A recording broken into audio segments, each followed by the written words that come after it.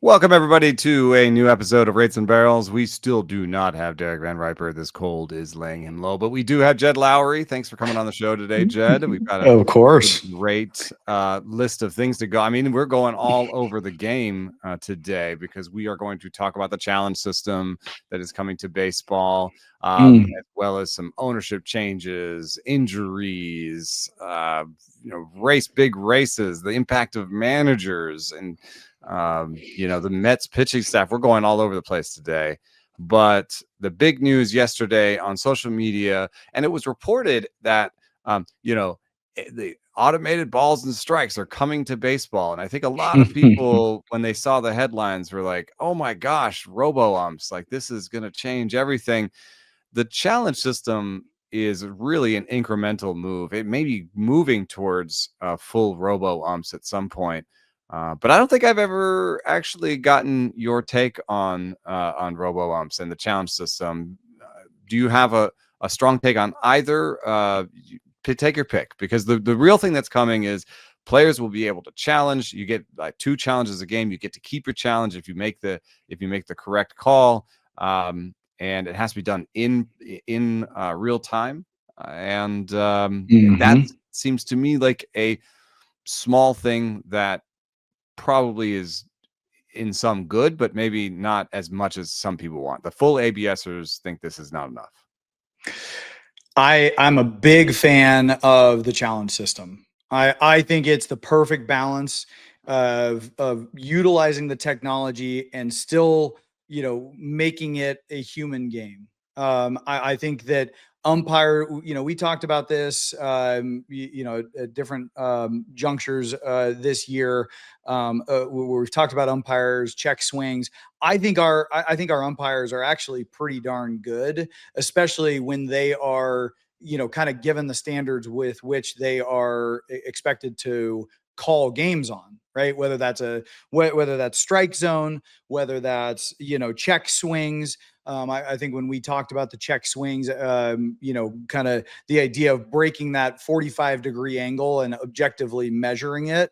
I think if you give umpires enough time to study what that looks like from first and third base, I think they're going to be pretty good at it, actually. And I think that when you think about the game from an entertainment perspective, and just creating a product that that people want to watch, I think the challenge system is exactly what that is. Yeah, umpires have gotten way better since the introduction of the machines. The machines have helped them, grade Yeah. themselves. And in fact, I think the challenge system will do the same thing. Will continue to help them. What we know about the strike zone this year is that the way umpires were graded, again using the machines and the way that they were graded, was changed, and so the strike zone got a little bit tighter, and it actually reflected what the challenge zone looked like in AAA. Yep. And what we found this year was the overall accuracy in terms of strikes being called strikes and balls being called balls was 88%. It's the best since we started tracking it. And there is some error in a full ABS system. So Sure. let's say this gets us to 89 or 90. I think a full ABS system will still have some error on the order of 96, 97. Now the question is, how much is that 6 percentage points? How much are those 6 percentage points worth to you in terms of changing the way players are valued? Like certain catchers and framing. Changing, I think there is an interaction between the hitter, the catcher, and the umpire and the pitcher that's kind of interesting. It's actually a story in the game. Yep. You'd be doing away with some of that. And I know that some people just roll their eyes at the human element and say, no, I want every call to be correct. But I think first I just want to say you'll never get every call being correct. Yeah, no, exactly. And like, why are you, if it's not for the humans playing the game, why are you watching? Right. Like, why are you engaged? if not to watch this, like, Just have a you know, pitching machine this, throw it to an automatic yeah, zone or like a exactly, if it's not for the human element of the game, why are you engaged? And I think that I think the most compelling part of that is, like, you know, that let's use the technology that we have and implement it in a way that accentuates the human element of the game. And I Mhm. think, you know, even furthermore, like, you're talking about the interaction of umpire, catcher, hitter. Like, what about the pitchers, you know, being able to challenge pitches as well? What about the dynamics of Yeah, a the manager challenge having? system is really good for that dynamic, actually. There's Yeah, gonna be a lot of really interesting oh, stories of like, it I wanted to challenge as the pitcher, but my manager said pitcher's not supposed to challenge. yeah, and like, exactly, like the, you know, the conversations that have to be had within the clubhouse, right? Of the manager, you know, say, like, there's certain guys that have a green light to steal Mhm. bases, There'll be different right? strategies on how to this opens up new different kind of strategies. That's a good thing for Yes, baseball. exactly. And so now, like, you know, does X pitcher have a green light to challenge, and does the next guy have a red light? You know, like, he can't Yeah. Do you have challenge. to earn it? You know, Bryce Elder was Yeah, talking about that a little bit. You have to earn your ability right. to call So them.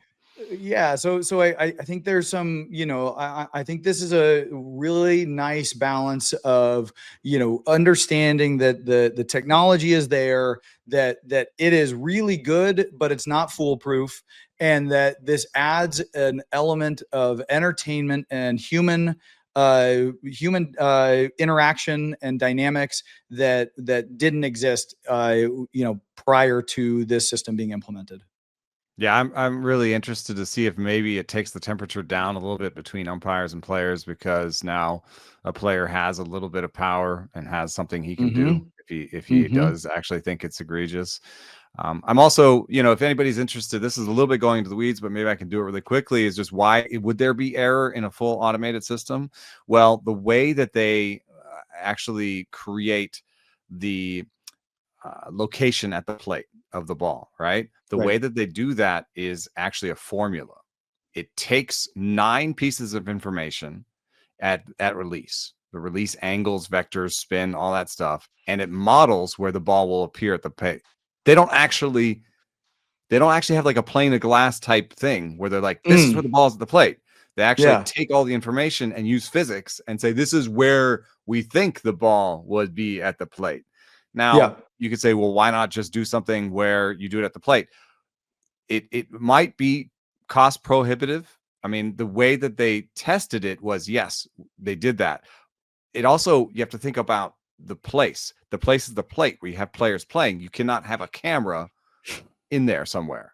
You know what I Yeah. mean? Like Yeah. so then you'd have to have like 3 or 4 cameras pointed at it. Now you have 3 or 4 cameras pointed at some space, and then there is error actually even associated with that. So um I think that there's never 100% solution.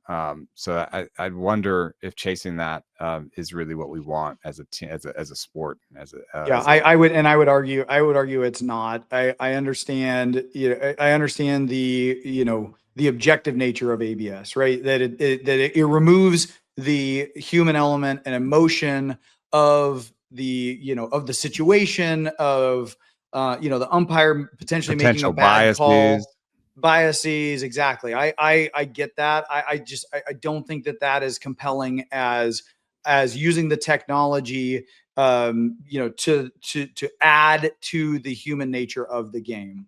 And you know, this is where we are in the game is much better than, you know, veteran pitchers getting the Hall of Fame strike zone, right? Like, just Mhm. throwing it anywhere close up Well, there, and a they had rookie. research suggesting that there was racial bias Right. and Right. background bias. So people, people Dominicans would be get like smaller strike zones because they would just there was an assumption that they were free swingers or whatever. So there was a lot of Right.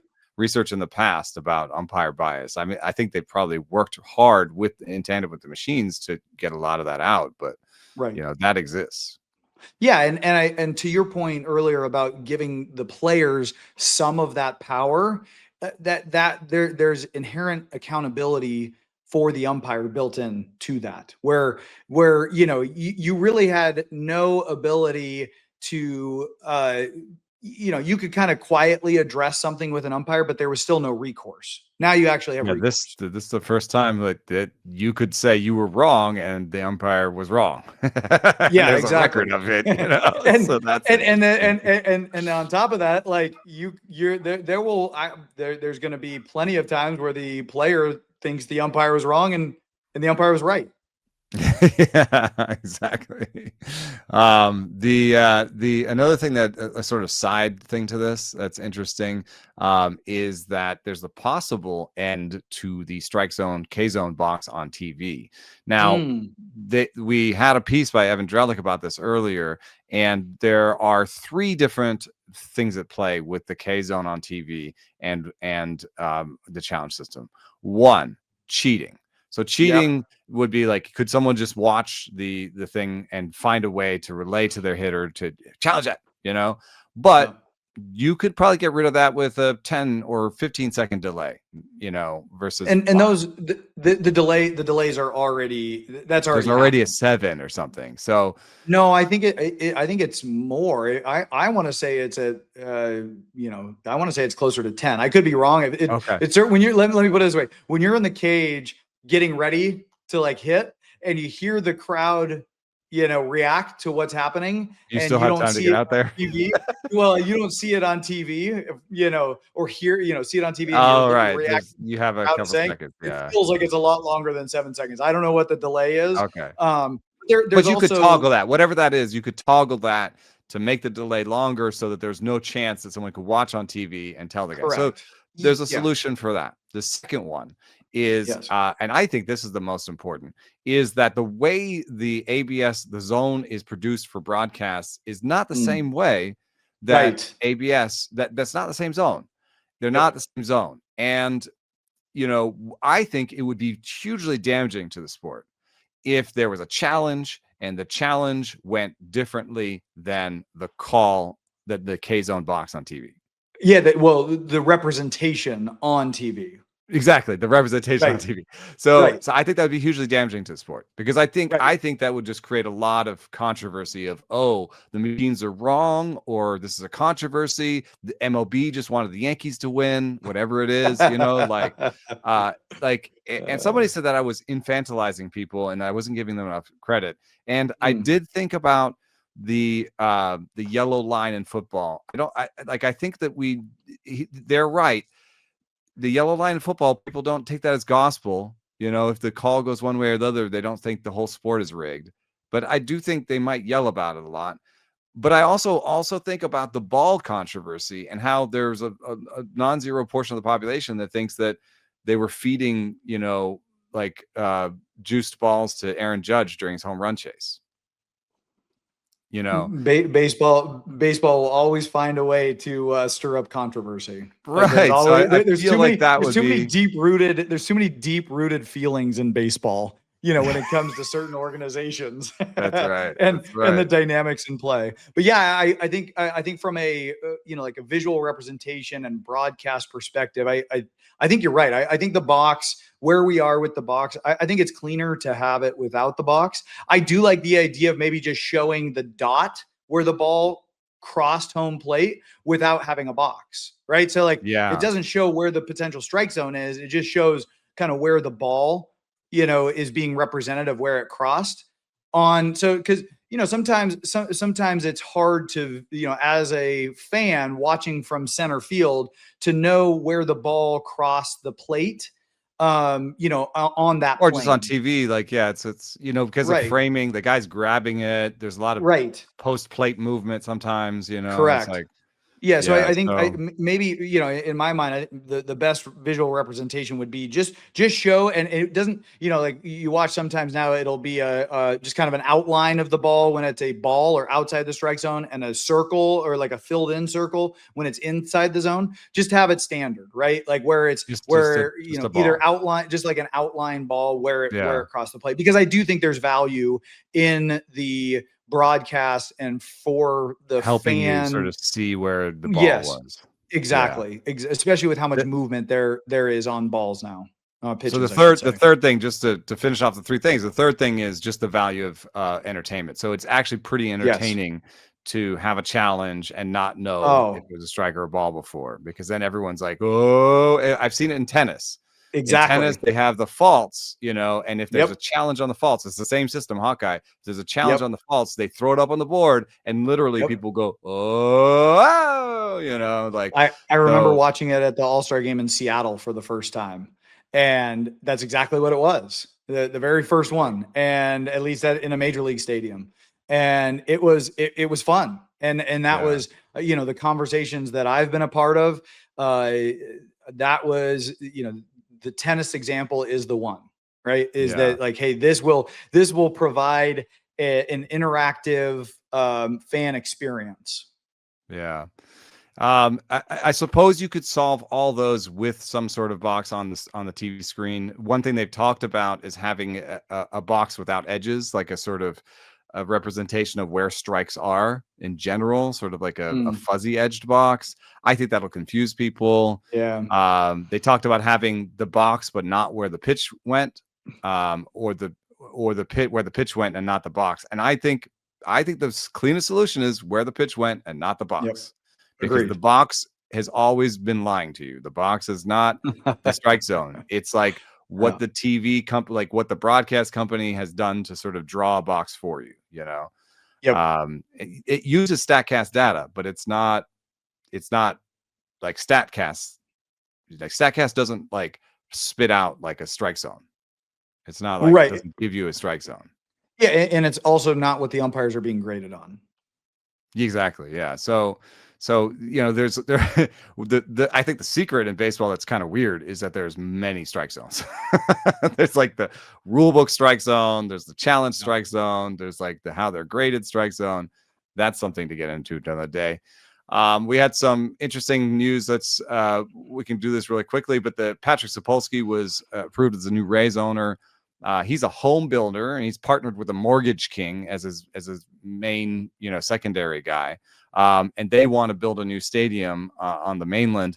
I mean, this just really feels like a sort of real estate play, like more and more of the new stadium situations. But that sort of cynicism aside, I think that has to be good news for Rays fans who have just watched Sternberg and the St. Pete local leadership just we saw this in Oakland where it just wasn't going to happen. I mean, as much as I have ways that I assign blame in the Oakland situation, I don't know that I can do that in St. Pete. I don't know as much about it, but it seems very similar where it's just they came to an impasse. This owner and those set of politicians were just not going to make an agreement. So at least in this one, there's hope that new ownership and a slightly new set of politicians that's not like in Las Vegas say allows Tampa to keep their team and hopefully turn into maybe more of a mid-market team in the future with a nice stadium. But I don't know if you have any thoughts about the parallels there. Or...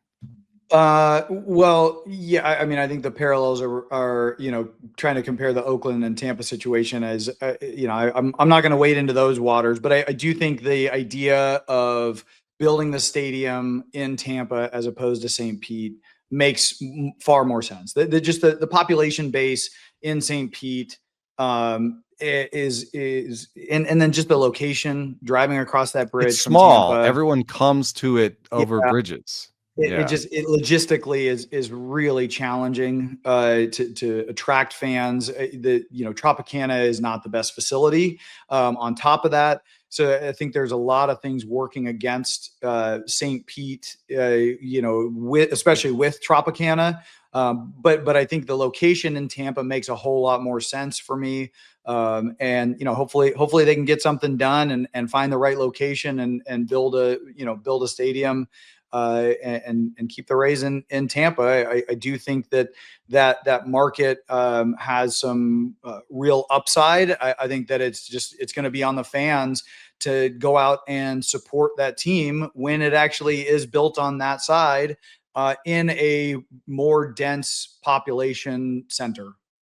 Yeah, I wonder if there's, and I'm not an expert on the geography of the situation, but I wonder if there is a part of Tampa that also might attract some people that live outside of Orlando and pull a lot of people together. Because I mean, the fact is that Florida teams have had issues with certainly the attendance, no matter where they are, and sometimes their stadiums seem like they're in weird places. The Miami Stadium's kind of in a weird place, and but I've also asked people about this when I went to Florida for spring training, and their theories were also like, hey, there's a lot to do in Florida, and so a lot of it's free.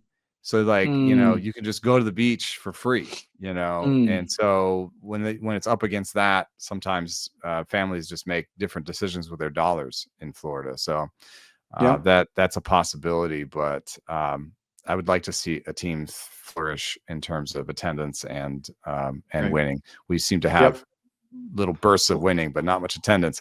Well, especially for an organization that has been as successful as the Rays have been with the resources that they've been consistently successful with the resources that they've been given. Yeah. All right. So out of the races, which are tightening up, my chalk call is getting worse and worse every day. One of the teams that's really threatening to upend my chalk call is that the Astros are really sinking. They just lost to the A's yesterday. They are all the way out of the playoffs right now because of the way that things are going with the Guardians and Tigers. Right now, they're a game behind I guess the Tigers, who have lost the tiebreak with the Guardians. But the Astros, it's just been, I think it's injury. I don't know. Like there's Jeremy Pena's been missing games with this oblique. We had the big Yordan Alvarez injury. Josh they lost Hader. Brandon Walter to TJ today, which is not a big deal, but it's just one of the many. Hader, and they've managed to sort of keep from like a precipitous fall. It's been just sort of like they've stuck there. They're still in the wild card race. But it's getting tighter and tighter. Today is Hunter Brown versus Luis Severino in Sacramento. So that, I think, in a neutral environment would be a tighter game. But Luis Severino has been very vocal about how much he dislikes pitching in Sacramento. And I don't blame him. The results have spoken so far this year. His splits away, he's got a 3.02 ERA. Looks like a good acquisition by the team. At home, he has a 6.51. That's a little Jekyll and Hyde right there. It is really rough. But yeah, I mean, going back to the Astros, I mean, they have like, if you look at the schedule, they have 2 left with the A's and they have 3 with the Angels. That's a schedule that they should, if they have any playoff aspirations, they have to win 4, if not win out. In my mind, and I think the schedule is really set up for them to do that.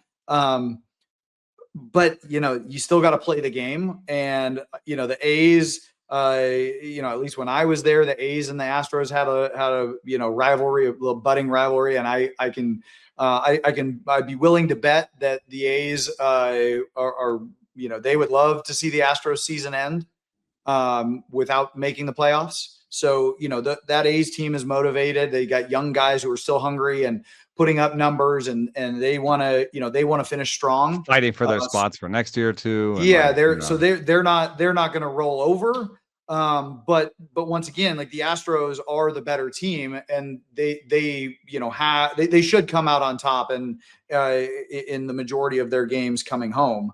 But I do think the injuries are really starting to pile up on key players. When you lose Hader, you lose Yordan Alvarez only a couple games after coming back, and Jeremy Pena. I mean, those are holes that you can't fill at any time during the season, let alone the last week of the season. Yeah, there's just weird things. You look at the last 14 days and these weird things pop out. I mean, Cam Smith 13 plate appearances in the last 14 days. So they've for a while he was just a pinch hitter. And that seems strange to me. I think, for me, he's on that. He's one of the starters on that team. However, you go and acquire Jesus Sanchez, and I guess that starts to make a crowd in the outfield. So Jesus Sanchez has 36 plate appearances. He has a -4 WRC plus. His batting average starts with a 0 over the last 14 days. He has really struggled coming to a new place. And I think, I did some study on this where it was actually about Chris Davis with a K. Yeah. Which I found that, like, when players move to new teams, their chase rate goes up. And it had to do with Chris Davis with a K, but also who was the Red that went to the Mets in a trade deadline deal? He was the outfielder, the guy that was anyway. I found it a couple times. I've looked a couple times at this, and it's true. And I think with Jesus Sanchez, maybe that he's just been chasing with his new team. Yeah. He has Is it Jesse Winker? Is that the guy are you thinking of? No. Winker? Oh God, who was it? But anyway, I think it's just been tough for him on the new team, and I still think he's a pretty good player. But that has turned out to be a really poor acquisition for them. But they've also, I think that the Correa one is maybe not a great acquisition for them long term, but he's been playing okay in the short term. Some of their decision making, I think, maybe is off. The Christian Walker and Jose Abreu deals, at least in hindsight, don't look that good. And then there's the whole injury factor. We were talking with Chandler Rome about how much they might be creating some of their own bad luck with injury with the way that they're treating the return to play protocols in Houston. So well, once go ahead. Sorry. No, you finish. I was just going to say, I mean, all that being said, if you look at, Houston and Detroit, Houston being one game behind, and it's wild to be having this conversation about Detroit right now, given where they were a few months ago. But Detroit's got Cleveland and Boston to finish the year. Yeah.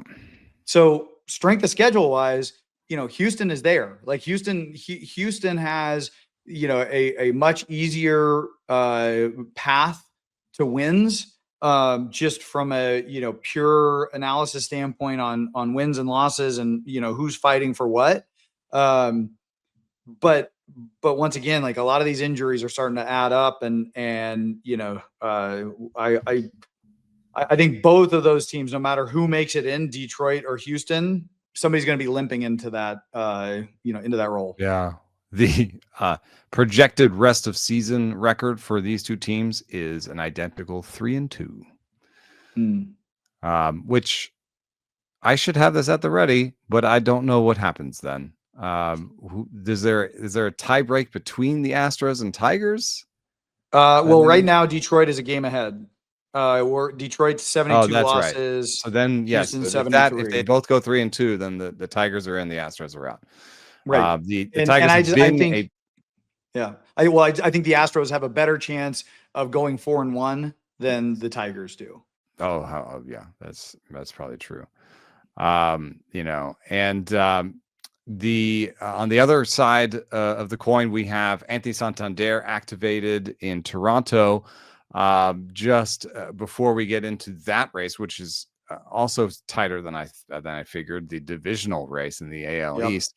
The associated move, the corresponding move for the Santander activation, was an Alek Manoah DFA.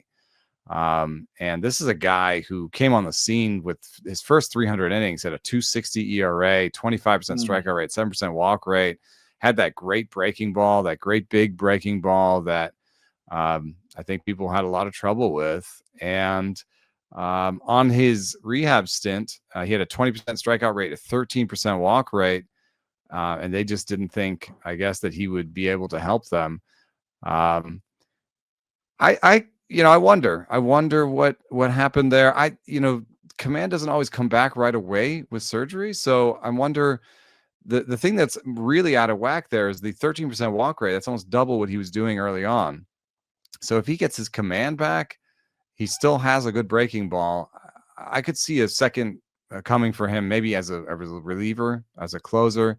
If I was another team, I would take a shot at it, especially if I had an open spot on my 40-man and needed some pitching. So I don't think this is the last we've seen of Alek Manoah, but it has been a precipitous fall. The Blue Jays are 1 game ahead of the Yankees. They clinched the playoffs last night. The Yankees did with the Caballero walk-off. But it's a 1-game lead. And the Yanks, speaking of, to your sort of schedule analysis for the Astros and Tigers, the Yanks are going against the White Sox, throwing Max Fried against Fraser Ellard, while the Jays have to face Garrett Crochet in Boston. And Boston's playing for every win they can get. No doubt. Scherzer gave up a bunch of runs last time out. Like I think in this situation, the chalk is there's a tie at the top of the division tomorrow morning. I very much, buy into that. I think that, for all of the potential flaws that the Yankees have, I still think that, I think they're the best team in the American League. I think the way the Mariners are playing, they're right there. I still worry about the bullpen in Toronto. The starting pitching has been performing really well. I just wonder, how long the depth of the starting pitching keeps up in Toronto. So that division is very much up for grabs, and I still think the Yankees are the best team in the American League. Yeah, I think I think that also benefit some when rosters shorten a little bit. Some of their issues at the back end of the rotation and some of their middle of the bullpen issues, I think, get figured out when Cam Schlittler is like their setup guy, and they go to 3 starters. So I think the Yankees are a really dangerous team, especially Jazz is healthy now. Ben Rice, I was just looking at analysis that he has basically the same numbers as Bryce Harper this year in a lot of ways. Similar WRC plus, similar WAR. I'm not suggesting they are exactly the same value, but Ben Rice has been really important for them. Kind of getting that together, and even Caballero giving them just something to do if Volpe is just not going to get it together this year. I think has really helped. So it's one of those teams where I think the fan base it can be loud. I mean, it's a big fan base, and it seems like at times this year everybody wanted to fire the manager, and this is a terrible team and all this, and then you look up and they might be the best team in the American League. The best record in the American League in the second half belongs to the Guardians, who took down Skubal again in a game last night. It's all on the line now. I mean, I cannot believe that the Guardians have come back from the furthest back, the furthest and latest back to even tie at top of the division.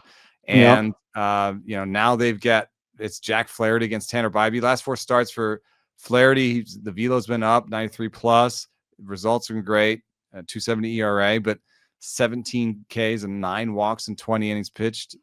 So I don't know.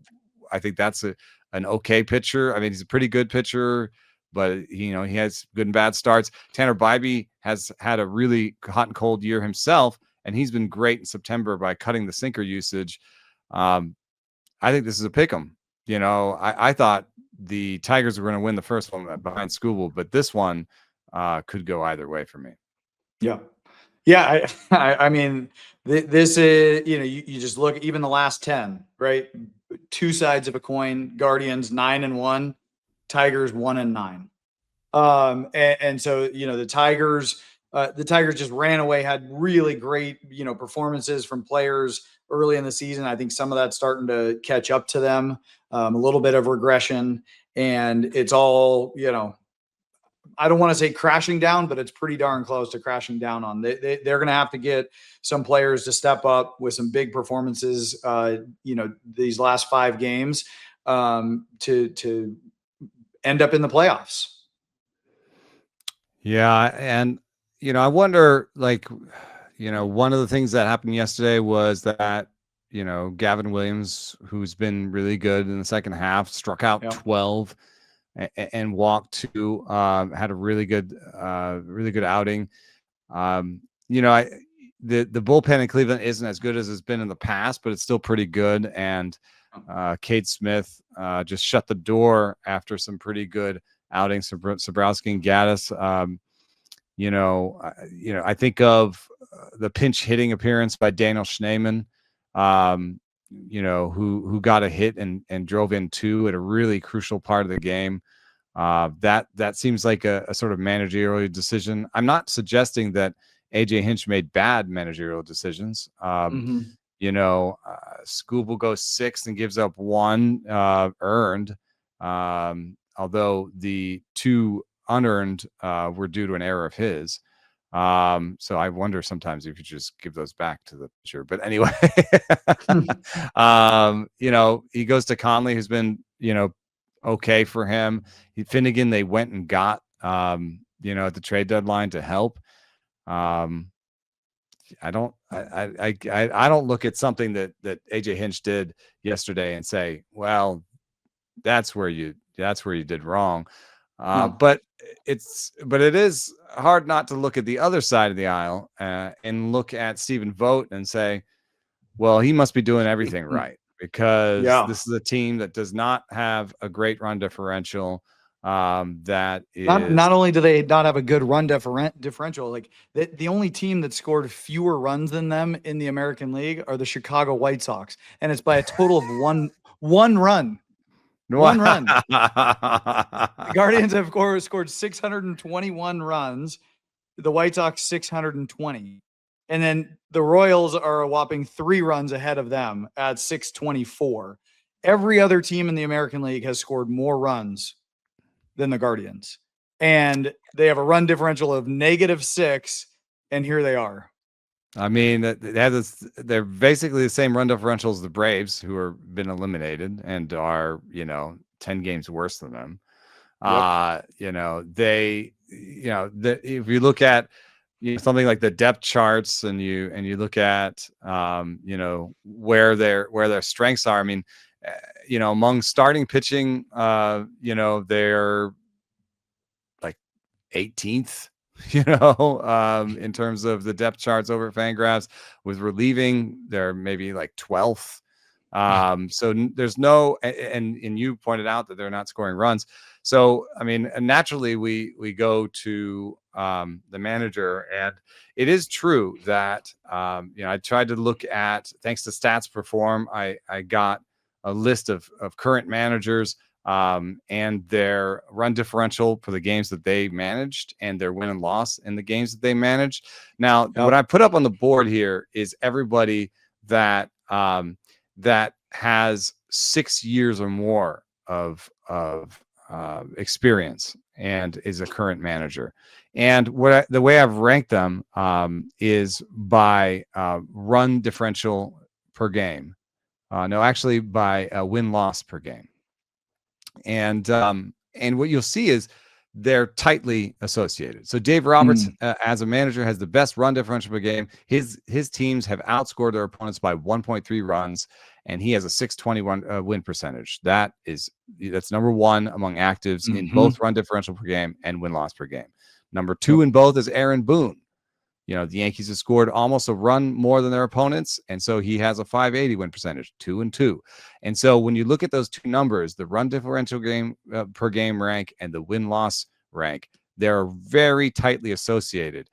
Now, if you look at it without looking at 6 seasons of background, you'll find Stephen Vogt, who is 16th among active managers in run differentials per game rank, and 6th in win-loss rank. And so you say, oh my goodness, he has outperformed his run differential. However, when you look at the other guys who have massively outperformed or underperformed, you'll find they are all small sample guys. So the biggest outperformers are John Schneider, Stephen Vogt, and Tony Mansolino. So that's like 4 seasons combined between the 3 of them. The massive underperformers are Carlos Mendoza, who's has a run differential game rank of 8th and a win-loss rank of 15th. Again, Carlos Mendoza has 2 seasons under his belt. So once you get to this point where you're on this ranking, the biggest outperformer is Mike Schilt, who has his teams have outscored their opponents by 0.46 runs, and he has a 560 win percentage. So he's 7th by run differential and 5th by win-loss. Other outperformers are Craig Counsell, who is 15th by run differential per game and 14th by win-loss. And Bob Melvin, who is 18th by run differential and 17th by win-loss. So my point is, once you get past 5 seasons, it seems like your run differential tells you who your how good your manager is. I don't want to go all the way with this. I know what this graph suggests. The graph suggests that managers are just as good as their teams are, basically. That the teams are the ones doing the work. But I do want to leave this open for other ideas. So what is something that you see when you look at this? What is something you think about when you look at a list like this? Yeah, I mean, this goes down to the like small sample size, large sample size for a player as well, right? Where you know what you're going to get over the course of the season and where that puts you at the end of the year within a pretty good margin. But what spurred this conversation with us is this run differential and Stephen Vogt. And, is there a way to quantify a manager's impact? And I think in big moments or in one-off situations, I do think managers matter, and especially in a smaller sample size. And I guess it just depends on how the manager is approaching those, like, are they getting the most out of their players in those big moments or in those isolated years where the team is built around, something that they have the opportunity to really manage, right? Like when you're Dave Roberts and you have the talent that he does, you're just making sure you're trying to keep everybody healthy and you're just trying to keep the horses running, right? I think the touch that it requires for somebody like a Stephen Vogt in this situation where his offense is one of the lowest scoring in the game. He's obviously got the pitching to back that up, but I do think that there is, some, management on that side where it's like, you do have to allow yourself or be more conscious of the players and the pieces around you. Right. And I'm not suggesting that Dave Roberts' job is easy. I might argue that Dave Roberts' job is harder because the expectations are harder or higher, and there's more to lose. Where like in a situation where, Vogt was, especially, we haven't talked about the Guardians in months on this podcast because we all just assumed that they weren't going to be in the situation they are now. So, they kind of had nothing to lose, but that's also the mentality from the manager that like Stephen Vogt is not going anywhere. He's not going to let his team go anywhere, right? Like they are going to grind until the very end. We've seen Oakland teams where they had nothing to lose and they didn't go anywhere. And I'm not trying to put this up against a specific Oakland manager or against another, but I'm just saying like he managed to keep the despair out of it, where he was like, hey, maybe we're still in it. Somehow he kept like an attitude of we need to still win games, even if even if it looks like we're out of it. So I also think one thing that I'm hearing from you is like, like there are different skill sets needed for different rosters. And I wonder if there are just kind of really good meshing between, personalities, styles and rosters. We've been talking this week with Dennis Lin about all the bunting that's happening in San Diego. It's not necessarily something I would do if I was running a team. give away a bunch of outs. But Mike Schilt runs the game in a way where he's trying to get one more run than the other team. It's not necessarily trying to get as many runs as possible, just trying to get one more run than the other team. What do you give a manager that likes to manage like that? An elite bullpen would be a great place to start. He gets one more run in the first 5-6 innings and he wins the game. So, him being an outperformer here is a little bit interesting. And then I think about this with Vogt, and in terms of this is a very young team, and my experience with Vogt as a player in the clubhouse was that even when he was the same age as other people, he was sort of almost a papa. Like, he was always just a guy who gave sage advice and was always calm and always smart and always interested and inquisitive. So and present, and just a person that you just felt like you could talk to really easily. So I feel like that might be interesting. Like, think about being a young person and like just coming to the big leagues. I feel like you've always got butterflies and you're just always nervous, and you're always like, do I belong here? Do I, what do I do? How do I not go back down? I really don't want to go back down. The beds suck. There's no money, I really don't want to go back down. Like, how do I stay up here? And Vogt's like, it's cool, dude. Like, it's gonna be all right. Like, just talk to me. We'll figure it out. Whereas maybe, this is another piece of information that I have. This is ejections per 162 games. Miguel Cairo was, I guess, a hothead. He would be ejected 10 times every 162 games if he had even managed 162 games. But we all know who's at the top of this list. Aaron Boone it leads baseball, especially if you say like managers who've managed more than 2 years, right? He would get ejected 6 times per 162 games. That's not a lot, but I could see this being a good meshing for a veteran team. You have a veteran team that can maybe get complacent, and they can say, you know what, at the end of the year, my numbers will be there. It's cool. We'll get there. Don't worry. It's cool. Maybe every once in a while you need Aaron Boone to go lose his crap to be like, yo, maybe it's not cool. What's going on here? Like, maybe we shouldn't be comfortable. Like, we're getting, we signed our contracts, but hey, if this guy's out there, like, showing that fight, showing that fire, like, oh, like that's a wake up call. And I just to go back to Vogt too, I do think you're right. I think that he has a demeanor that is easy to approach and to talk to, and he's done it all. He's seen it all. He's won a World Series. He's made all-star teams. He's been designated. Like, he has literally he's been done. Hurt. Yeah, he's been hurt. He's literally done everything. He has. You can never say you've seen everything in the game, because there's always something new to see in the game. But just in terms of what he encapsulates, from an experience standpoint, you're not going to find anybody who has the experience that Stephen Vogt does. And I think on top of that, he has really high expectations of himself and of everybody around him. So I wouldn't, I wouldn't characterize him as just some, teddy bear that, people are, going to feel comfortable around. Like, he has high expectations of himself first of all. Right. And I think that's what makes really good leader is that, if you can't hold yourself accountable to the standards that you are putting out there, then why would anybody follow you? And I think first and foremost, Stephen Vogt, and because I have personal experience with him, I can speak to this. I know what his personal standards are and his expectations are of himself.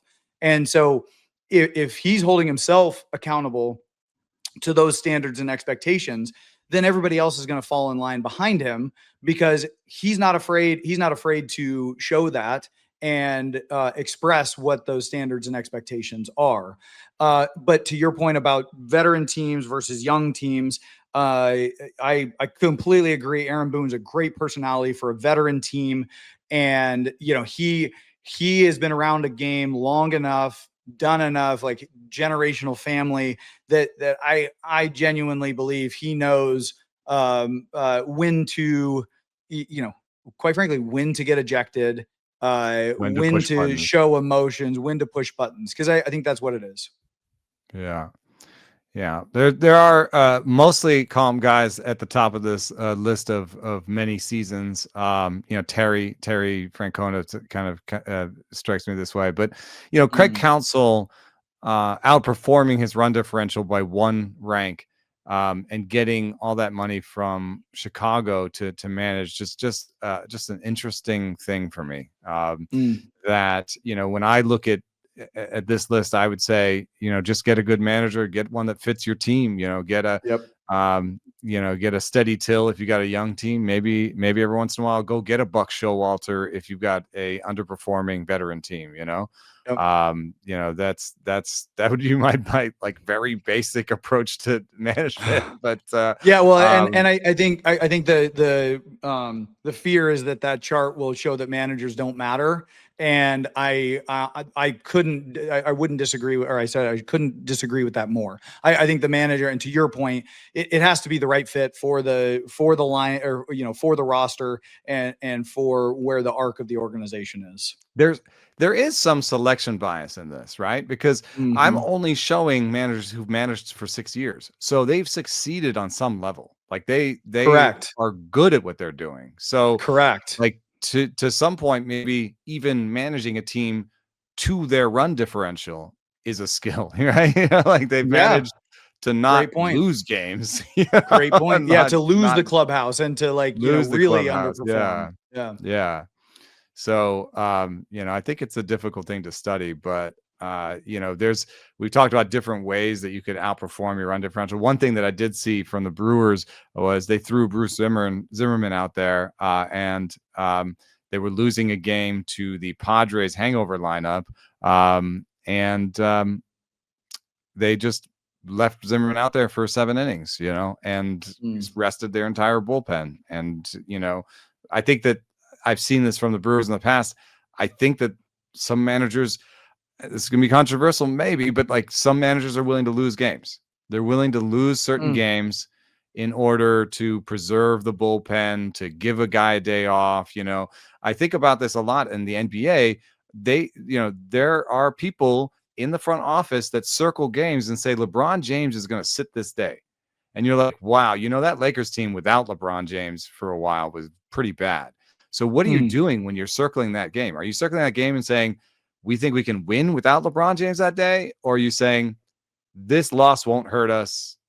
And I've seen them sit LeBron James against a team like the Warriors where, they would have won with LeBron in. And I'm like, I think you just lost that game on purpose because you looked at the seedings and you said, we need to rest him, and, blah, blah, blah, blah, blah. So I think that, that's an uncomfortable part of it. But I do think that when you're preserving a bullpen, sometimes you're like, I'm going to go to this guy, and if he steps up, maybe I have a new bull. I think about this also managing my kids. It's like I have to develop guys that are going to pitch for me later, and I had this one kid who was telling me, I'm going to walk everybody. I'm terrible. I've never pitched before. Why would you put me in? And I'm like, I need to know if I can have you later. Like I need to have 5 or 6 pitchers, and you're right there. You're like 5 or 6. I put him in there, clean slate. He's smiling. He comes off. His parents are sending him an email thanking me. Everything's great. Now I've got another pitcher. So that's another thing you can do if you're losing a game, but you have a young team. You look at the end of the bullpen and you say, you, and the guy goes, what, me? And you put him in, and he gives you 3 clean, and then you're like, you just moved up in the pecking order a little bit. So exactly. There's these little small decisions you can make. Yeah, the little developing trust, having good interactions with people. So it's so for like Bob Melvin to basically be 18th in run differential and 17th in win-loss, I don't think it captures how good of a manager is or a bad manager is. So it's something we just have to keep working on. And if there's somebody who ever worked on this with a team or did it on their own, please tell me what you looked at. Because I've looked at things like optimizing lineups, but almost every team now just works with the lineup with the front office and the manager. There's nobody really running. The weirdest lineup decision in baseball right now is Luis Arias batting second. I think that's just the is really the only one that sticks out for me. I can't think of many teams that make weird lineup decisions. I have looked at bunt things. I would say some teams maybe overuse the bunt, but Mike Shield's doing pretty well. So, what am I going to say? I'm not going to say it now, and then I think reliever choices, but reliever choices is really, really tough to nail down the numbers, because you're talking about how good is that reliever? Is that good? Is that reliever as good as he's been over the last 3 weeks, over the last 6 weeks, over the last year? How tired is he? How good is he on a back-to-back? Exactly. Figuring that out is big, but and they're working on information that we don't have, that we will never have access to as the public. Right. Yeah. We've talked about things like up downs and and beyond that life. Life. Yeah. Like what's going on? What's going his on dog's with this at the guy vet right now, and he's really he's like worried about it, Yeah, exactly. Like I don't want to. Or that one slept with that one's girlfriend. Definitely has happened before in the history of baseball, that one. All right, but so he's going to go and manage this game tonight. The thing that's kind of fun about this week is that we do have some games that already feel like playoff games, and they really are. I mean, there's that Toronto, those Toronto games, that Toronto Yankee games. Those are everything on the line for them. And this, Tigers Guardians game is going to be big, and Riley Greene is going to step to the plate, and he's really been struggling. And I don't want to put everything on one player. It's never like that in a situation like this, where they've really the Tigers have really fallen off. But in the last 30 days, if you look at what Riley Greene has done, he's got a 91 WRC plus. It's just not enough. Like, he's their star. And I looked at some different things. He's seeing more curveballs, more changeups. So like more slop is something you'll definitely see late in the season. But this one was really interesting to me. So in the first half, Riley Greene is seeing a lot of sinkers low in the zone. And in September's, he's seen high sinkers. And what's weird is he's hitting the sinkers better. So this, you'd say, well, bad strategy, dude. You went from like a 300 slugging in the first half on sinkers to a 433. Why are you doing this? But in the meantime, his slugging on four-seam fastballs has gone from like a 550 to like a 290. And if you think about it, those two-seamers are where you'd expect four-seamers to be. Yeah. Yeah, I honestly, when you started talking about some of the workload management and LeBron stuff earlier, I actually thought that was a pretty good segue into this, because when I look at these numbers, and the Tigers have played 156 games and Riley Greene's played in 152 of them, this just looks like a guy that is fatigued to me. I'm looking, I went back and I compared his September 1 to now numbers versus the season numbers. And, the K rate is virtually identical. 31.6% K rate since September 1st, 30.6 for the year, 5.3% walk rate since September 1st, 6.9% for the year. Very much, very much within the ballpark. Then you start getting into batting average of balls in play, 244 since September 1st versus 326 for the year. And then you look at the batted ball statistics.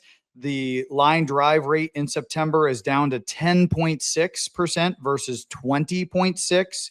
Fly ball percentage, 44.7 versus 39.2. So the fly ball percentage is way up.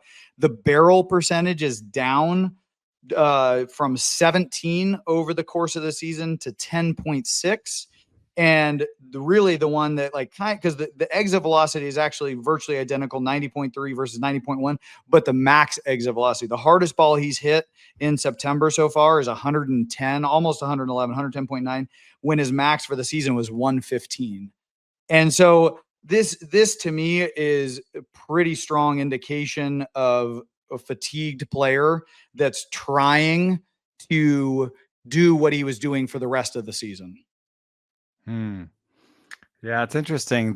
His swing has gotten a little bit longer over the course of the season. And while the bat speed has been good, he's also getting the ball further out in front than he has in the last 2 years right now this month. So that suggests a little bit of pressing in terms of where he's making contact. And then the swing getting longer. Is that something that can happen with fatigue? Certainly. Is your swing getting longer because your bat speed is actually down a little bit, and the way to get the bat speed is to wrap more, exactly. Like the fact, more, or the fact the bat speed is still the same and all these underlying numbers are, going in the wrong direction. In terms of barrel rate, max EV, line drive rate, like I think that means he is having to work harder to produce the same bat speed, which ultimately leads to quality of contact and decision making diminishing. Yeah, I spent a lot of time yesterday at the ballpark talking to Drew Gilbert and Lars Nootbaar about batting stats and the bat tracking stats. And one thing that is just annoying to me is that I just always want more. And what I've come to understand is that there are certain numbers that we don't have access to that might be slightly more important than even the ones we have access to, because there's a lot about how you get into like your efficiency at the beginning of the swing. About how quickly you get into slot, how quickly you kind of get on plane. There are these angles here at the beginning that can be more important almost than what's happening at contact, because they determine how you're getting there, right? And like how long it is to get there. And so we can reverse engineer some of the stuff, but I'm basically talking about like acceleration, acceleration and acceleration vectors in a way, like sort of how do you get down? What is this early move? And when you look at Lars Nootbaar's stats, for example, he's getting the ball out in front more often. His bat speed is the best it's ever been.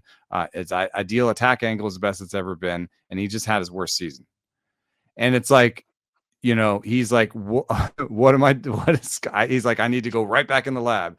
But we'll talk a little bit more about this sort of stuff in the future. But this is you can't say that and not let me at least opine on it. So I'll just reiterate that hitting is decision making, right? Like you can have all the and all of the mechanical stuff is very important. It is going to improve your game dramatically, right? But at the end of the day, the decision making and the pitches you swing at, and the situations that you're in, though, and the decisions you make in those situations, that ultimately what separates hitters from swingers, right? And I've played with a great eye. I mean, Newt knows the zone, And I'm just saying, but like you just said, though, he's having the worst statistical season of his career, and I agree, he's a good player with a good swing, and we didn't really. I didn't do any research on him. Right. And so I'm not talking about him specifically. I'm just saying that decision-making is really what hitting comes down to, right? Like it's not swinging, it's hitting. And I think hitting is, and I think, when you ultimately talk about like the batting, like there's a combination, there's a combination of the ability to hit and the ability to swing. Cause I played with guys that had the ability to hit that you would never teach anybody how to swing like that. And I played with a lot of guys that you say that guy's swing is beautiful and he has no idea what he's doing and making poor decisions hitting.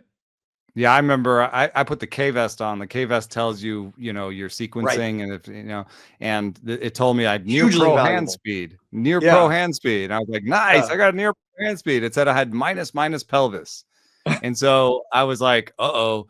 And so I tried all these different cues, and I tried one where I was like, I'm going to rip my belt buckle through, right? And then the cue that actually made the K vest light up green was I'm going to grip my butt. I'm going to swing with my butt clenched. I'm just going to, and it worked. But guess what? I missed the ball on the tee. It went green, missed the ball on the tee. And I talked about this a little with Nootbaar too, is like sometimes, chasing these different metrics takes you away from the decision making that you're making, right? So, what if Newt needs to just be a guy who hits 290 with 18 homers and sprays line drives everywhere, and he's trying to be a 30 home run hitter with these metrics, and that's just not going to happen. He has a flat swing, like maybe he's not going to be that guy. And he said that when he's to your point, last one about the interaction between making decisions and your mechanics, sometimes they go together. So he was saying was when he's going well, he sees the ball well, he stays upright and he's good.